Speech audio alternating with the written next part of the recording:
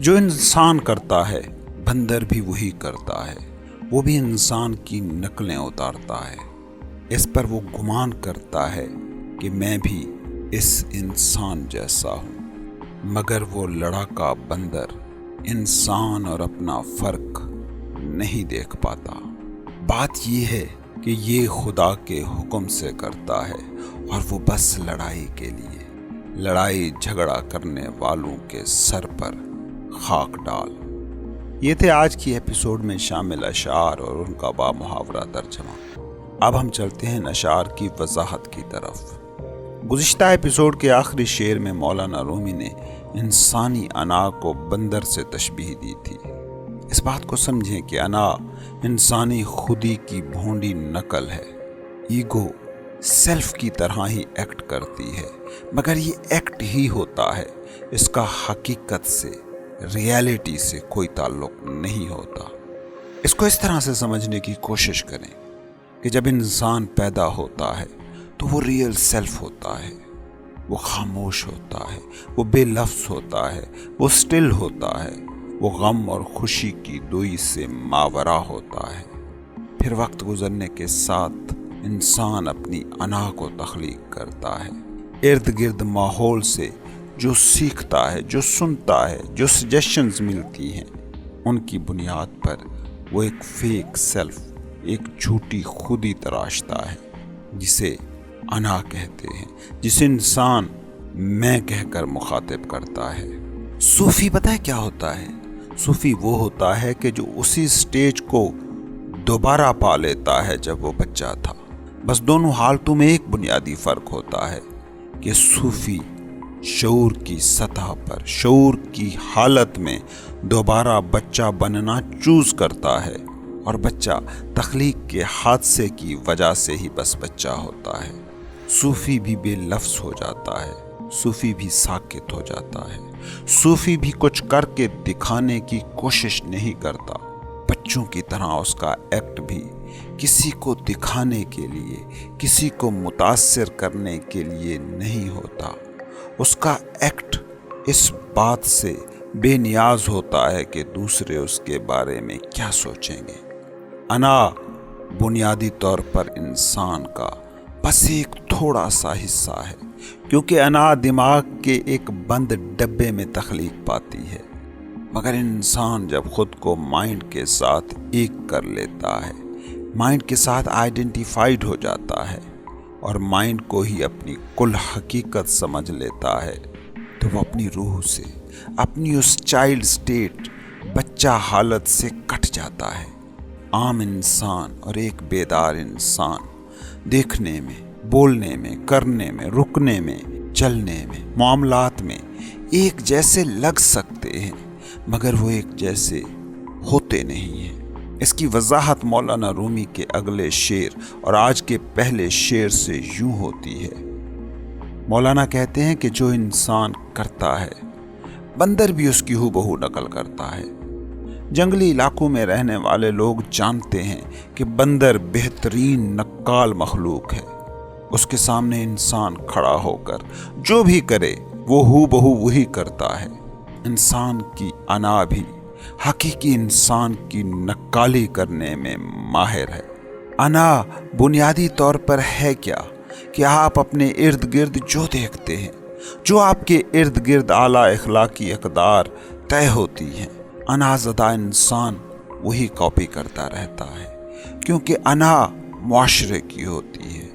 معاشرے میں دولت اور عہدے کی اہمیت ہو تو انا زدہ انسان دولت اور عہدوں کے پیچھے بھاگنا شروع کر دیتا ہے۔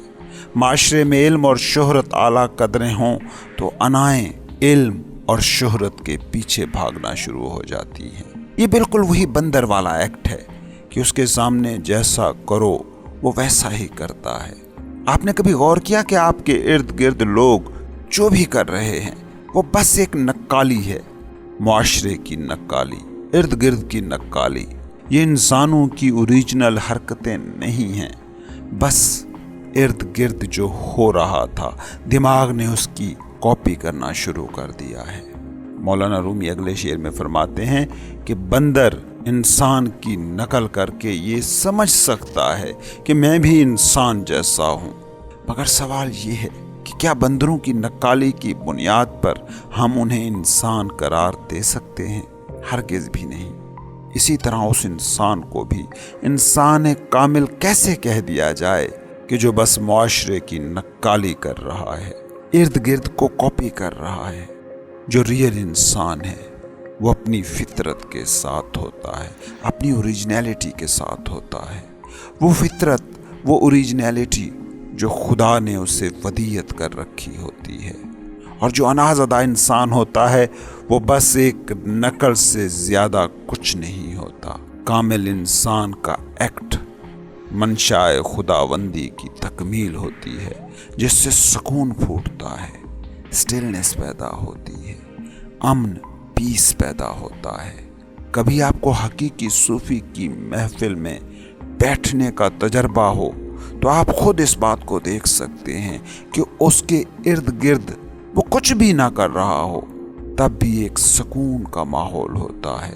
دوسری طرف انازدہ لوگوں کے سامنے آپ بیٹھ جائیں تو آپ میں غصہ، لالچ، نفرت، حقارت پیدا ہوتی ہے، بے چینی پیدا ہوتی ہے، بے سکونی رہتی ہے۔ کبھی آپ نے کسی سیاسی لیڈر کو مخالف سیاسی رہنماؤں کے خلاف تقریریں کرتے سنا ہے؟ آپ اس کی پارٹی کے ہوں تو اس کی باتوں میں بہہ کر دوسرے سیاسی لیڈر، سیاسی جماعتوں سے نفرت کر رہے ہوتے ہیں، غصے میں ابل رہے ہوتے ہیں، اور آپ اس کے حامی نہ بھی ہوں تو اس کی باتوں سے بے چینی اور بے سکونی پیدا ہوتی ہی رہتی ہے۔ انازدہ انسان مسجد، مندر، گرجے میں بھی بیٹھا ہو تو نفرت کو ہوا دے رہا ہوتا ہے، اور انا سے آزاد انسان بازار میں بھی بیٹھا ہو تو محبت بانٹ رہا ہوتا ہے۔ یہی فرق ہے حقیقی انسان اور کاپی انسان میں۔ بندر نقل کر کے خود کو انسان سمجھنے کی بھول کر سکتا ہے، مگر وہ یہ نہیں جان پا رہا ہوتا کہ وہ مقابلہ کر رہا ہے، اور مقابلے کا لازمی عنصر ہے بے چینی۔ آج کی دنیا کو غور سے دیکھیں ذرا، یہ سیاست سے معیشت اور معیشت سے معاشرت تک ہر میدان میں مقابلے کی بنیاد پر کھڑی ہے، اس لیے یہ ہر دم بے چین ہے۔ مولانا رومی کہتے ہیں، بندر انسان کی نقل تو کرتا ہے مگر وہ لڑاکا بندر انسان اور اپنا فرق نہیں دیکھ پاتا۔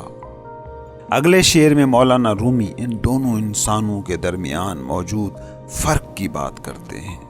مولانا رومی فرماتے ہیں کہ حقیقی انسان خدا کے حکم سے کرتا ہے جو بھی کرتا ہے، اور نقلی انسان بس لڑائی کے لیے کرتا ہے، جھگڑے کے لیے کرتا ہے۔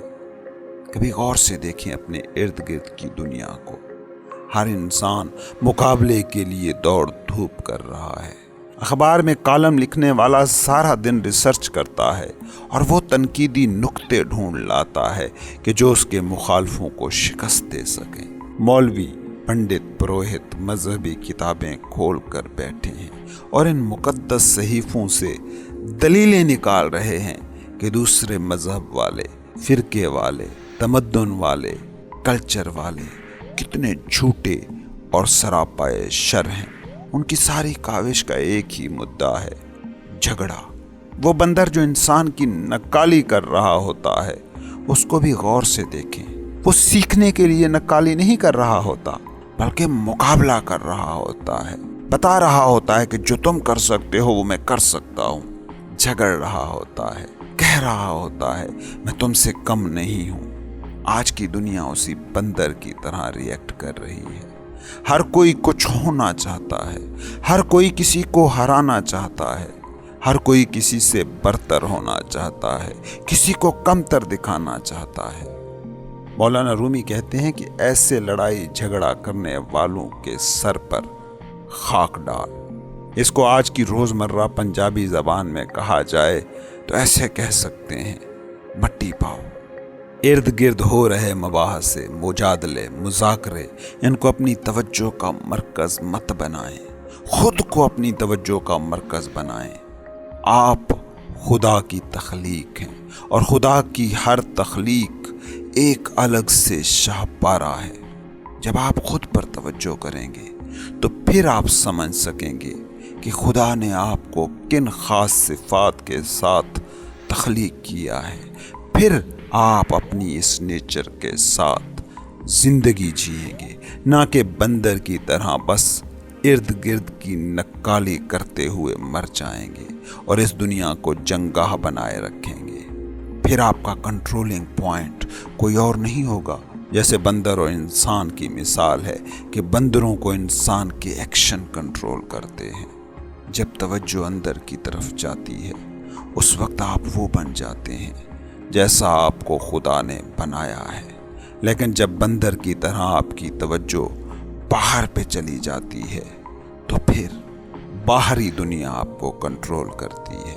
پھر لوگ، معاشرہ طے کرتا ہے کہ آپ کے جسم سے ایکشن کیا نکلیں گے اور آپ کے دماغ میں سوچیں کیسی پلیں گی۔